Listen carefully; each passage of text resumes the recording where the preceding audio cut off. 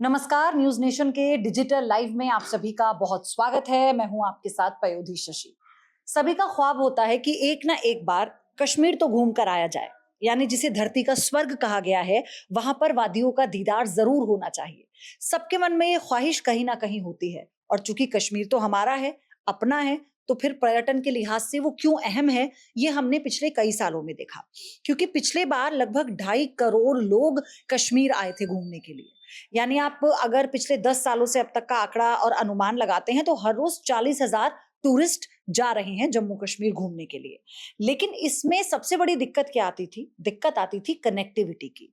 वो कनेक्टिविटी जो लोगों के लिए आसान नहीं है, जैसे बाकी पर्यटक स्थलों के लिए है। तो फिर अब इसके लिए एक सबसे बड़ा जो सपना है वो साकार हो गया।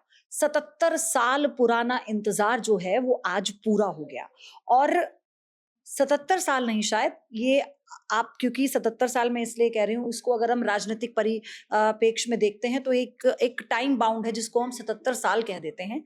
लेकिन ये जब लगभग 1843 और 45 के बीच में जब डोगरा शासन रहा, 1947 तक जम्मू कश्मीर में, उन्हीं का जो शासन था वो रहा वहां पर। डोगरा का जो राजा थे, राजसी जो ठाट बाट थी, उसका हमने एक बहुत सुंदर नमूना भी वहां पर देखा।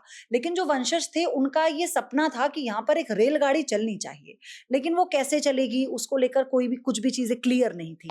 आ, हुआ फिर ये कि उस पर एक दो अंग्रेजों को ये जिम्मेदारी दी गई। इंजीनियर थे, काबिल थे, तो उन्हें दिया गया कि भाई इसका एक खाका तैयार करो, एक रोड मैप तैयार करो कि कैसे यहाँ पर रेलगाड़ी आएगी। पहले ये, तो फिर ये हुआ कि वो राजा मर गए, तो फिर ये सब ठंडे बस्ते में चला गया। उसके बाद क्या हुआ, थोड़ा सिलसिलेवार तरीके से आपको बताने की कोशिश करती हूँ। उसके बाद फिर ये हुआ कि आ, जिसे हम अब चिनाब ब्रिज कह रहे हैं, ये प्रोजेक्ट जो है, इसमें कब क्या क्या हुआ उसके बाद। फिर अब आ जाते हैं दिसंबर 2003 में। प्रोजेक्ट को इसमें हरी झंडी मिली, इस पूरे प्रोजेक्ट को, क्योंकि इसकी जो जरूरत थी वो इतनी ज्यादा महसूस की जाने लगी कि इस पे नए सिरे से काम शुरू होने लगा। फिर 2003 में इस प्रोजेक्ट को हरी झंडी मिल गई। फरवरी 2008 में कंस्ट्रक्शन के लिए कॉन्ट्रैक्ट दे दिया गया बकायदा। 2008 की बात है ये, कि भाई अब आप इसमें कंस्ट्रक्शन कीजिए, आपको ये कॉन्ट्रैक्ट दिया जा रहा है। और सुरक्षा कारणों से ही वो 2008 में ही, फरवरी में कॉन्ट्रैक्ट दिया गया था, सितंबर में इस कॉन्ट्रैक्ट को रोक दिया गया, ताकि जो सुरक्षा कारण थे उस लिहाज से समझ नहीं आ रहा था कि इसको स्ट्रेटेजिकली इसका खाका कैसे तैयार किया जाएगा। उसके बाद अगस्त 2019 में, नहीं, उससे पहले 2010 में इसका कंस्ट्रक्शन फिर से शुरू हुआ। 2008 फरवरी में कॉन्ट्रैक्ट दिया, सितंबर 2008 में ही उसको रोक दिया गया, क्योंकि सुरक्षा कारणों की वजह से बहुत सारे लूप होल थे इसमें। 2010 में कंस्ट्रक्शन फिर से शुरू किया गया। उसके बाद 2019 में ब्रिज का 80% कंस्ट्रक्शन पूरा हो गया था। 80% जो काम था 19 में वो पूरा हो गया था, क्योंकि प्रधानमंत्री नरेंद्र मोदी ने भी खुद इसे एक महत्वाकांक्षी योजना के साथ साथ अपना एक सपना बताया है, तो जम्मू कश्मीर के आवाम के लिए बहुत जरूरी है।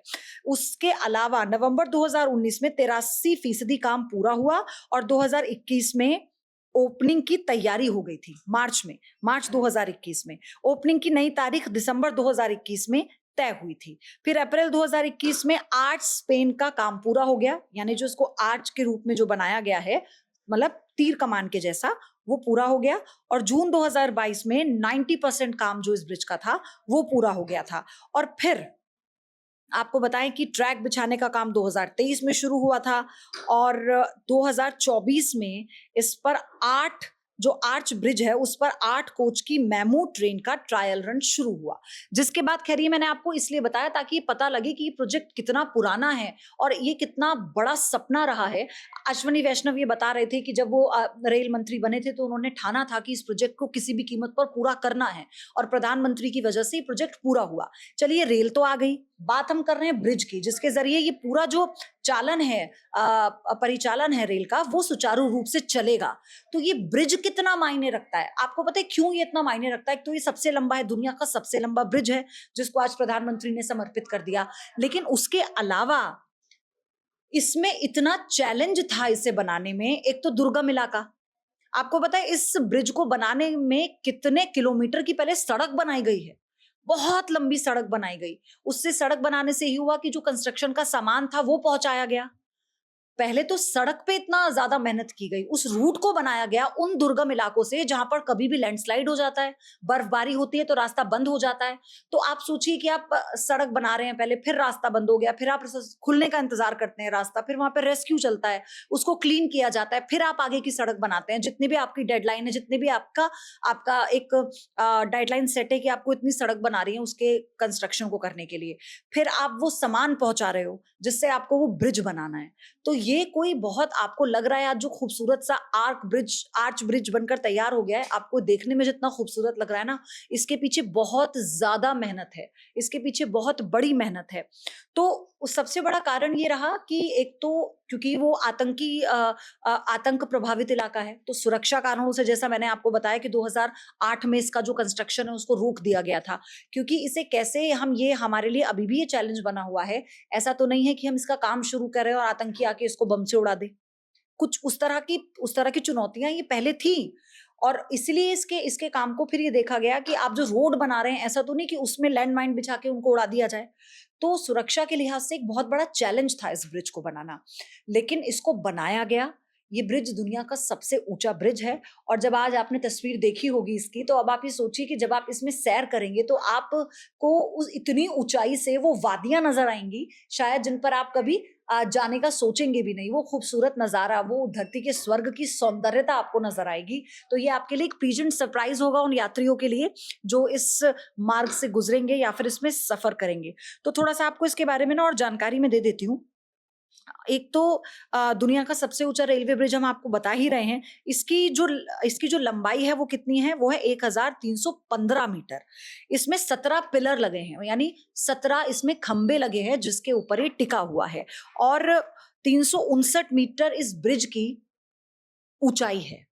मतलब इसकी लंबाई है 1315 मीटर, और जो ऊंचाई है वो है 359 मीटर। इस ब्रिज की ऊंचाई है। ये स्टैचू ऑफ यूनिटी और एफिल टावर से भी बहुत ज्यादा बड़ा है। इसकी जो लागत आई है वो 1486 करोड़ रुपए की लागत आई है।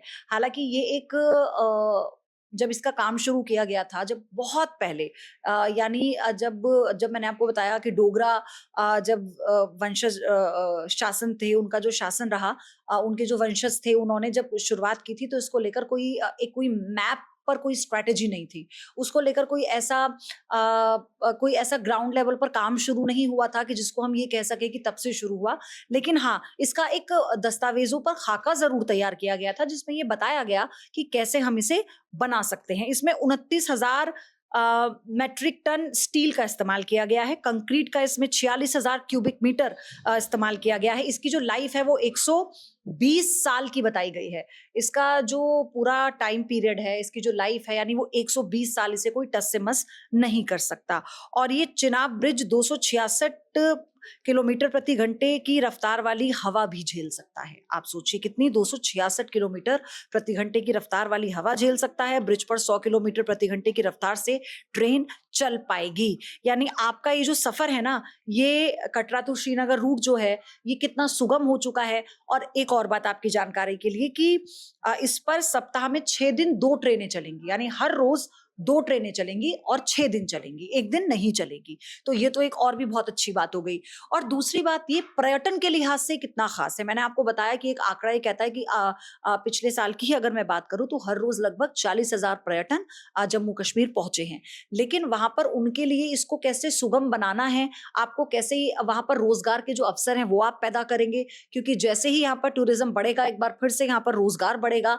और हम सब जानते हैं पहलगाम में जो कुछ भी हुआ, उसके बाद जो एक मैसेज देने की कोशिश आतंकियों की तरफ से की गई थी, एक डर का माहौल पैदा करने की कोशिश की गई थी, उसी कोशिश को नाकाम करने की एक बहुत बड़ी पहल है जिसे आज प्रधानमंत्री ने देश को समर्पित किया है। ये सिर्फ जम्मू कश्मीर के लोगों के लिए नहीं है, ये पूरे देश के लिए है। और इस पर पूरे देश को गर्व है कि इतना बड़ा प्रोजेक्ट, इतना अच्छा आर्किटेक्ट का नमूना हमने पेश किया है। एक ये साइंटिफिकली, टेक्निकली इतना ज्यादा वेल इक्विप्ड है कि इस पर कई लोगों को अब इस पर मंथन भी किया जाएगा कि कैसे आप देखिए जो ये भूकंप वाला क्षेत्र भी है, ये लैंडस्लाइड वाला क्षेत्र भी है और यहाँ पर मौसम किसी भी वक्त खराब हो जाता है। तो ये कितना बड़ा चैलेंज है। क्या वाकई ही जब बर्फबारी होगी तो क्या इस ट्रैक पर जो ट्रेन है वो दौड़ पाएगी? तो एक्सपर्ट से जब हमने आज बात की तो उन्होंने बताया कि बिल्कुल इस पर जो ट्रेन है वो दौड़ पाएगी, किसी भी तरह से उसके आवाजाही में या उसके संचालन में कोई दिक्कत नहीं आएगी। तो अगर आप भी इंतजार कर रहे थे अब तक कि आपको भी जाना है, कश्मीर घाटी जाना है, इसका दीदार करना है, खूबसूरत वादियों को देखना है, तो फिर इससे अच्छा आपके लिए एक सरप्राइज एलिमेंट कुछ नहीं हो सकता कि आप वंदे भारत में आप बैठिए, जो वैसे ही सबसे ज्यादा तेज चलने वाली स्पीड वाली ट्रेन है हमारी, और उसमें बैठिए और उस ब्रिज के ऊपर से निकलिए और उन पहाड़ियों के बीच से निकलिए और नीचे गहराई में देखिए, जो शायद आप खुद भी नहीं सोच सकते कि आप किसी पहाड़ी पर ट्रैकिंग कर कश्मीर की वादियों में जा सकते हैं, क्योंकि मौसम उसके मुताबिक नहीं होता है। तो आपका इंतजार ये खत्म हो चुका है और आप जब चाहें अब ये कल से इसका रिजर्वेशन भी खुल जाएगा। आप इसे ऑनलाइन टिकट्स बुक कर सकते हैं और अपने इस पूरे सफर को, अपने इस पूरे टूर को बहुत अच्छा बना सकते हैं।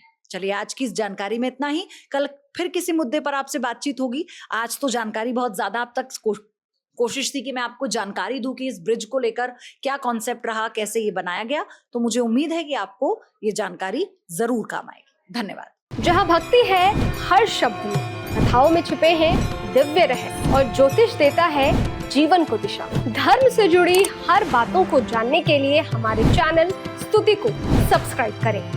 चैनल पर जाने के लिए इस लिंक पर क्लिक करें।